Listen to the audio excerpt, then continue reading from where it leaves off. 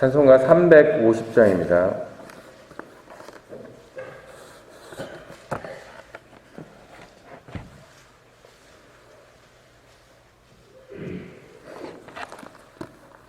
우리들의 싸울 것은 혈기 아니요, 우리들이 싸울 것은 육체 아니요, 마귀 권세 맞서 싸워 깨쳐버리고 죽을 영혼 살릴 것일세. 한마음으로 힘써 나가세, 한마음으로 힘써 싸우세. 악한 마귀 군사들과 힘써 싸워서 승전고를 흘리기까지. 우리들의 입은 갑옷새가 아니요, 우리들이 가진 검은 강철 아니요, 하나님께 받아가진 평화의 복은 거룩하신 말씀이로다. 한마음으로 힘써 나가세, 한마음으로 힘써 싸우세. 악한 마귀 군사들과 힘써 싸워서 승전고를 흘리기까지. 악한 마귀 제 아무리 강할지라도 우리들의 대장 예수 앞서가시니 주저 말고 용감하게 힘써 싸우세. 최후 승리 얻을 때까지. 한마음으로 힘써 나가세, 한마음으로 힘써 싸우세. 악한 마귀 군사들과 힘써 싸워서 승전고를 흘리기까지. 죄악 중에 빠진 사람 죄를 뉘우쳐 십자가에 달린 예수 믿기만 하면 위태한 데 빠진 영혼 구원 얻었어 천국 백성 될 것임일세. 한마음으로 힘써 나가세, 한마음으로 힘써 싸우세. 악한 마귀 군사들과 힘써 싸워서 승전고를 흘리기까지. 아멘. 하나님 감사합니다. 오늘도 우리의 마음을 하나님께 고백하기 위해서 이 자리에 나왔습니다. 오늘도 주신 하루, 주신 말씀을 묵상하며 이 하루도 승리되게 또 살아내는 그런 하루 될 수 있도록 인도하여 주시옵소서. 감사합니다. 예수님 이름으로 기도드립니다. 아멘. 오늘 우리에게 주신 하나님의 말씀 사사기입니다.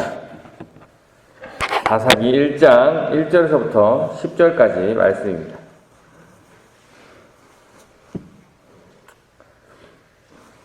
사사기 1장 1절에서부터 10절까지 말씀입니다.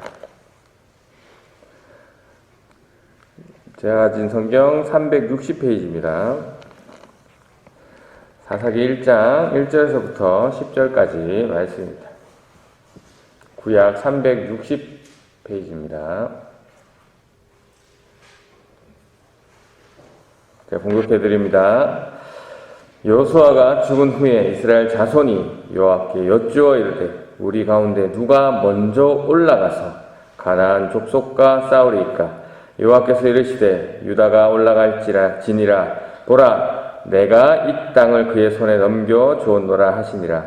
유다가 그의 형제 시몬에게 이르되 내가 제비 뽑아 얻은 땅에 나와 함께 올라가서 가나안 족속과 싸우자. 그리하면 나도 내가 제비 뽑아 얻은 땅에 함께 가리라 하니 이에 시몬이 그와 함께 가니라.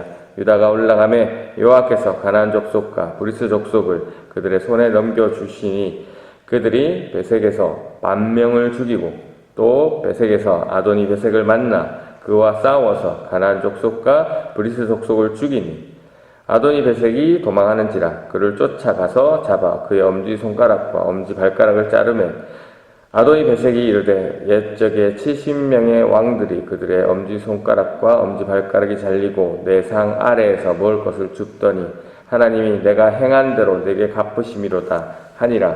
무리가 그를 끌고 예루살렘에 이르렀더니 그가 거기서 죽었더라. 유다 자손이 예루살렘을 쳐서 점령하여 칼로 치고 그 성을 불살랐으며 그 후에 유다 자손이 내려가서 산지와 남방과 평지에 거주하는 가나안 족속과 싸웠고 유다가 또 가서 헤브론에 거주하는 가나안 족속을 쳐서 세세와 아이만과 달레만을 죽였더라. 헤브론의 본 이름은 기럇 아르바였더라. 아멘. 오늘도 주신 본문을 통해서 하나님께서 오늘 나에게 주시고자 하는 그 메시지를 발견하는 그런 은혜의 시간 되시기를 바랍니다. 1절 말씀 보겠습니다. 여호수아가 죽은 후에 이스라엘 자손이 여호와께 여쭈어 이르되 우리 가운데 누가 먼저 올라가서 가나안 족속과 싸우리이까. 네. 여호수아서를 시작할 때와 마찬가지로 이 모세 때 모세가 죽고 또 리더자가 이렇게 죽음으로써 새로운 시대가 시작됨을 알리고 있습니다. 여호수아는 이 110년을 살다 죽었는데요. 이 약속의 땅, 가나안 땅을 얻고 또 분배하는 일에 아주 큰 역할을 감당하죠. 그래서 이 시대적 배경을 보시면 가나안 땅으로 간 이스라엘 백성들이 이 주변의 국가들을 또 가나안 족속들을 미처 정복하지 못한 채 또 계속적으로 괴롭힘을 또 당하고 있는 그러한 상황입니다. 이스라엘은 아직 가나안 땅을 정복해야 되는 상황인데 이 리더자가 없어서 지금 당황하였던 것이죠. 그러나 정확하게 지금 자신들이 해야 할 일이 무엇인지 알고 있습니다. 그래서 하나님께 여쭙고 있습니다.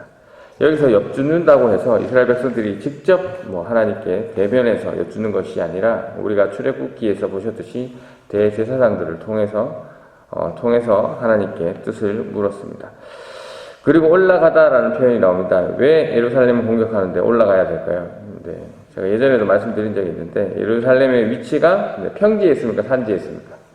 네, 산지에 있죠. 네, 베들레헴도 그렇고 높은 산지에 있기 때문에 올라가다라는 표현을 사용했습니다. 하나님이 아직 정복해야 될 땅이 있는데 리더자는 없습니다. 이제 저희는 어떻게 할까요? 라고 하나님께 여쭈니까 하나님께서 뭐라 하십니까? 2절입니다. 여호와께서 이르시되 유다가 올라갈지니라 보라 내가 이 땅을 그의 손에 넘겨주었노라 하시니라. 네, 다들 아시겠지만 여기서 유다는 한 사람을 얘기하는 것이 아니죠. 네, 유다 지파 전체를 얘기하는 겁니다. 하나님께서 유다 지파를 선택하셨고 유다 지파에게 그 땅을 넘겨주겠다고 지금 말씀하고 계십니다. 넘겨주겠다라는 표현에서 보시도 아시겠지만 이미 하나님께서는 자기 땅이라는 인식을 갖고 있기 때문에 넘겨주겠다라는 표현을 사용하고 있습니다. 하나님은 이 세상의 주인이시기 때문이죠. 3절입니다. 유다가 그의 형제 시몬에게 이르되 내가 제비 뽑아 얻은 땅에 나와 함께 올라가서 가나안 족속과 싸우자. 그리하면 나도 네가 제비 뽑아 얻은 땅에 함께 가리라 하니 이에 시몬이 그와 함께 가니라. 유다 지파가 왜 이 시몬 지파랑 함께 올라가서 싸우자라고 했을까요? 예전 사건 때문에 그런데요. 예전에 이 디나가 세겜 수장에게 강간을 당할 일이 일어났을 때 이제 이 시몬이 누나의 복수를 하기 위해서 이 세겜 사람들을 과하게 죽인 일이 있습니다. 그 모습을 본 아버지 야곱이 앞으로 시몬 지파는 이스라엘 지파 중에 흩어질 것임을 예언했었죠. 그리고 실제로 이 예언은 성취되었고 가나안 정복을 하기 직전에 실시한 인구조사에서 보면 시몬 지파의 수는 가장 적었습니다. 그리고 모세가 죽기 전에 12지파를 축복하는데 이때도 시몬의 이름은 빠져 있습니다. 그래서 시몬 지파는 가나안 땅을 분배받을 때 독립적으로 땅을 분배받지 못하고 유다 지파가 얻은 땅의 일부를 얻었습니다. 그래서 유다 지파가 전쟁을 나갈 때 시몬 지파에게 같이 가자라고 말하고 있는 그런 상황이고요.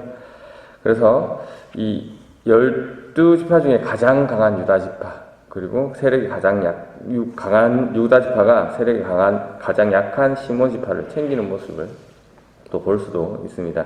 4절 5절은 유다 지파가 하나님 말씀대로 싸우러 올라가서 가나안 족속과 브리스 족속을 물리치는 장면이 나오죠. 그리고 6절 말씀 보시면 아도니 베색이 도망하는지라 그를 쫓아가서 잡아 그의 엄지손가락과 엄지발가락을 자르매 당시 고대 근동 지방에는 전쟁을 하고 승리한 쪽이 포로들을 어떻게 대했냐면 불구를 만들거나 눈을 뽑아버리는 경우가 흔히들 있었습니다.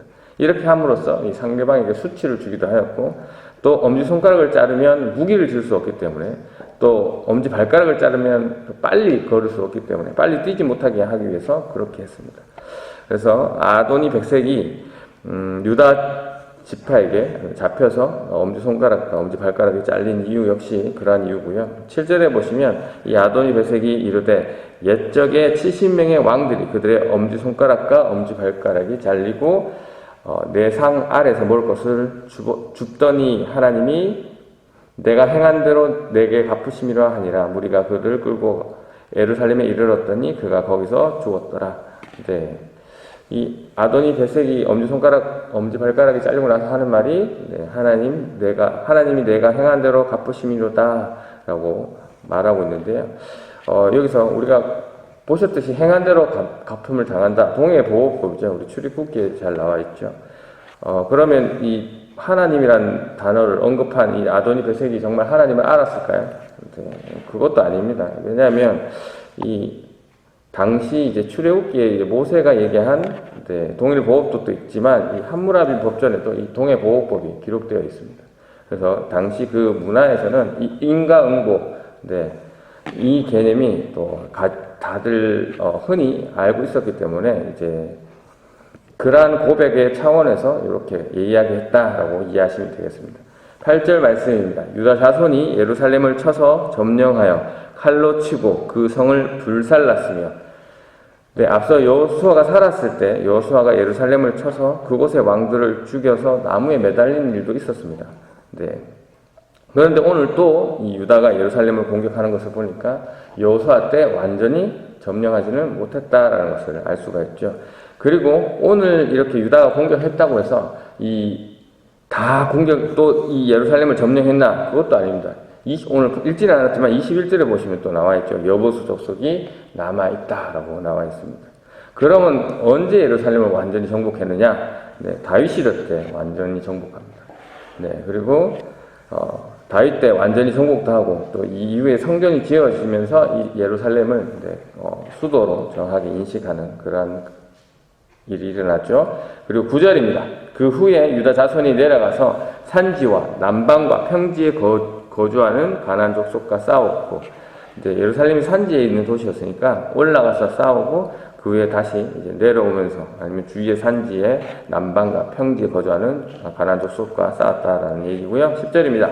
유다가 또 가서 헤브론에 거주하는 가나안 족속을 쳐서 세세와 아히만과 달메를 죽였더라.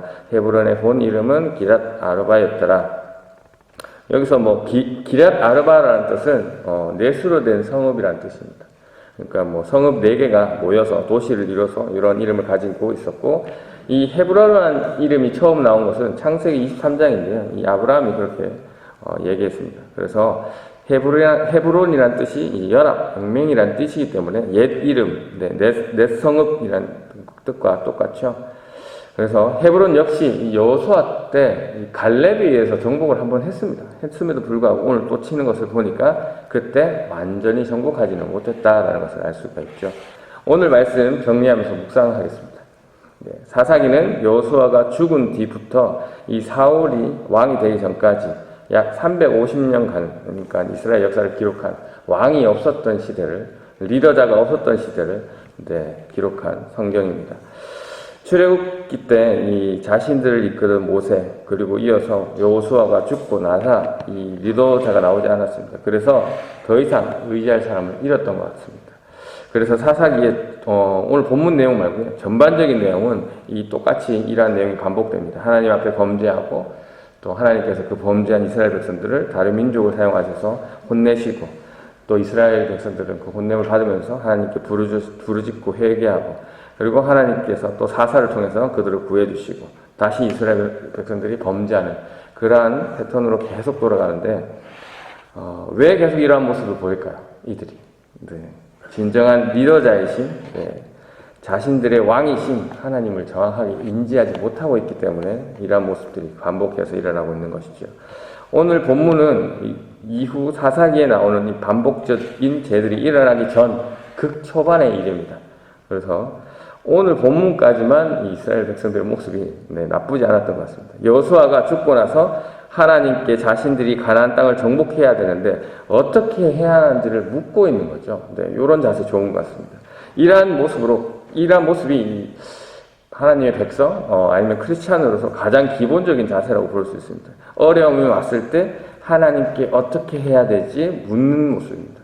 네, 왕이 있고 백성이 있습니다.